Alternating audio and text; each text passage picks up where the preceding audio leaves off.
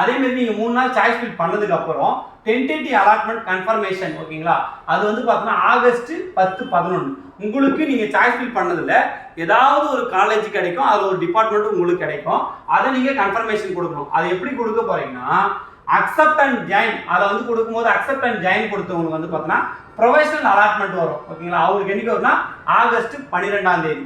Accept and upward ஓகேங்களா, accept and upward அவங்க ஒரு காலேஜ் கொடுத்து வந்திருக்கோம், அந்த காலேஜுக்கு மேலே ஏதாவது கல்லூரி கிடைக்குமா அப்படின்ற கொடுக்குறவங்க என்ன கொடுப்பாங்கன்னா அவங்களுக்கு வந்து பார்த்தீங்கன்னா டென்டேட்டிவ் அலாட்மெண்ட் தான் வரும் ஓகேங்களா. அது என்னைக்கு வரும்னா ஆகஸ்ட் 12ஆம் தேதி. அக்செப்ட் அண்ட் ஜாயின் கொடுத்தவங்க வந்து பார்த்தீங்கன்னா அந்த கல்லூரிக்கு நீங்கள் 12லேருந்து 17ஆம் தேதிக்குள்ள நீங்கள் போய் அங்கே ரிப்போர்ட் பண்ணணும், உங்களோட டாக்குமெண்ட் எல்லாத்தையும் கொடுத்து நீங்கள் சப்மிட் பண்ணணும். அக்செப்ட் அண்ட் அப்வர்ட் கொடுத்தவங்க எங்கே போகணும்னா டிஎஃப் சென்டருக்கு போகணும். என்னைந்து 12லேருந்து 17ஆம் தேதிக்குள்ள நீங்கள் டிஎஃப் சென்டருக்கு போயிட்டு அங்கே டாக்குமெண்ட் கொடுக்கணும். அந்த டென்டேட்டிவ் அலாட்மெண்ட்லேயே வந்துடும். நீங்கள் ஃபர்ஸ்ட் கிராஜுவேட் இருந்தால் காசு கட்ட வேணாம், போஸ்ட் மெட்ரிக் ஸ்காலர்ஷிப் இருந்தால் காசு கட்ட வேணாம், 7.5 காசு கட்டணும்.